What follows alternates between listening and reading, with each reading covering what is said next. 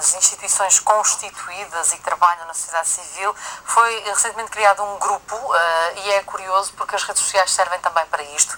A Teresa Sá Chaves Simões de Carvalho entrou em contacto através do Facebook comigo e com a sociedade civil, falando deste grupo que existe também agora com a sua página de Facebook, Assédio Moral Denúncia. Olá Teresa, boa tarde. Boa tarde. E muito obrigada por ter entrado em contacto connosco para nos falar deste movimento que quer, acima de tudo, consciencializar, sensibilizar a opinião pública para esta matéria e, acima de tudo, elaborar um projeto de lei que já foi entregue na Assembleia. É verdade. Nós entregamos o projeto de lei no dia 17, na Assembleia e no Gabinete do Sr. Ministro. Esse projeto de lei visa, portanto, a penalização do crime assédio moral como crime, que ainda não é apenas uma contraordenação muito grave.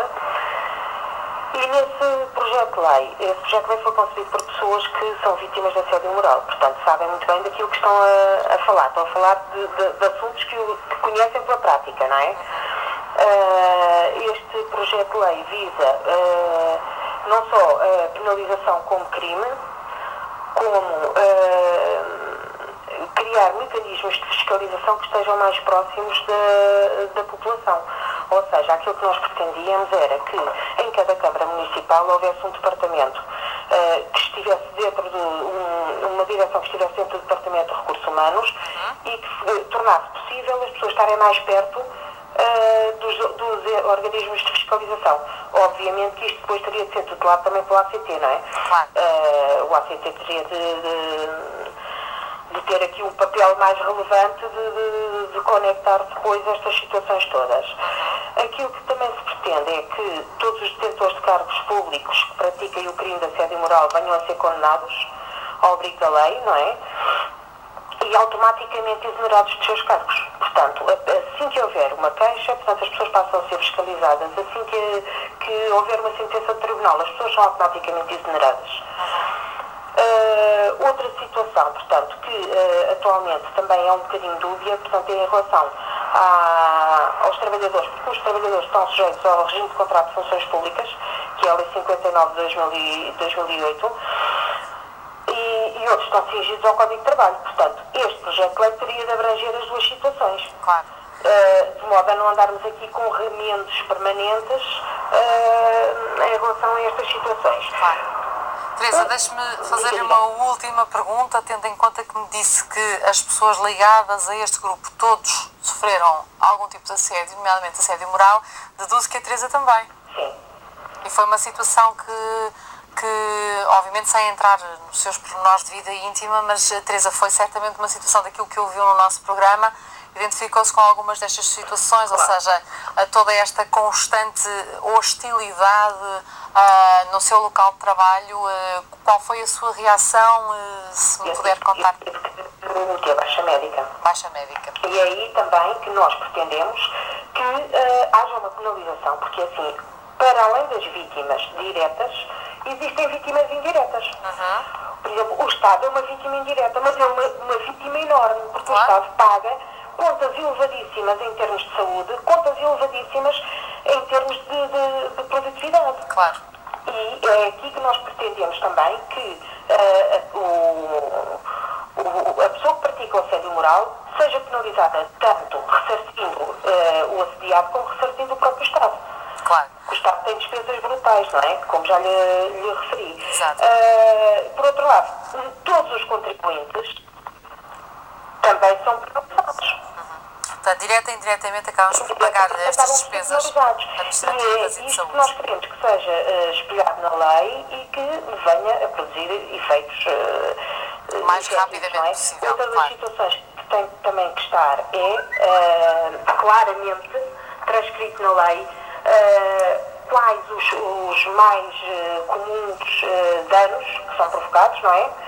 E quais as situações mais comuns a acontecerem em termos de assédio.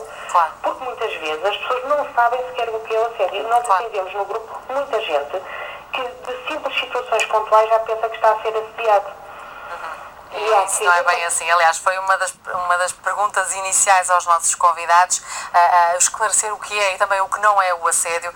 Teresa, muito obrigada e obrigada por entrar em contacto connosco. É para isto também que serve a sociedade civil, para promover movimentos, por muito pequeninos que sejam, mas eu acredito, Teresa, que a partir de agora o seu trabalho, o trabalho de todos os envolvidos neste grupo, vai ser ainda mais valorizado. Muito obrigada por ter entrado em contacto. Obrigada em nome do Grupo Assédio Moral de Denúncia, muito obrigada. Obrigada. Nós, este grupo está no Facebook, portanto pode integrar este grupo e ficar a saber mais sobre esta matéria, tentar então acompanhar esta elaboração deste projeto de lei que já foi então entregue. Isto eu fico fã destas, não é? Enquanto as pessoas não ficam paradas, não é, Cristina? E é importante também, a Teresa falava muito do envolvimento da ACT, estes grupos no fundo, estes movimentos da sociedade civil que surgem espontaneamente, pessoas que se sentiram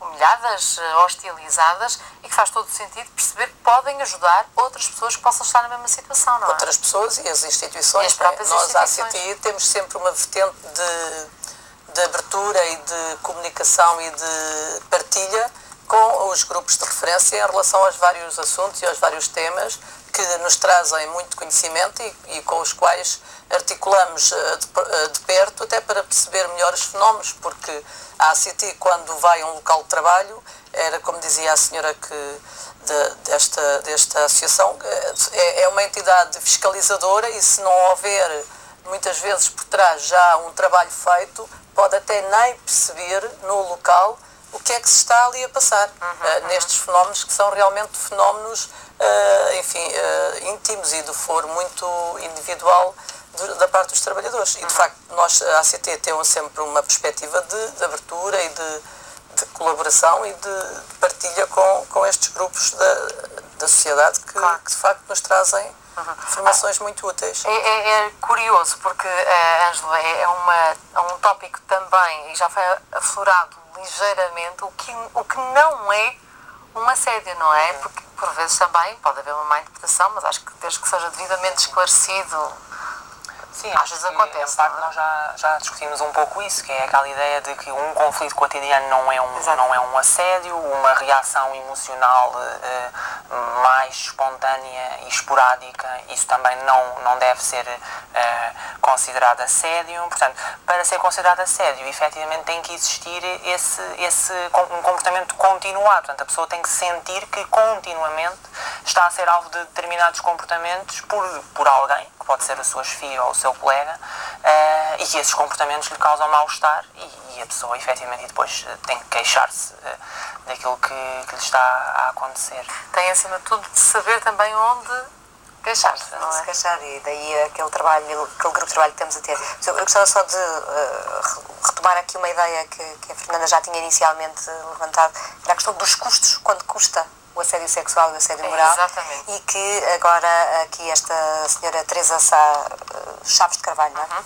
Ela levanta, e muito bem, ela diz: isto custa imenso dinheiro ao Estado, e é verdade, e não é só ao Estado, é que é uma difusão de custos. Custa dinheiro, obviamente, à vítima, porque ou vai de baixa e, portanto, está a ganhar menos do que o salário que estaria se estivesse em plenas funções, ou perde mesmo o emprego, porque se demite, não aguenta mais, vai ganhar subsídio de desemprego ou, eventualmente, até nada.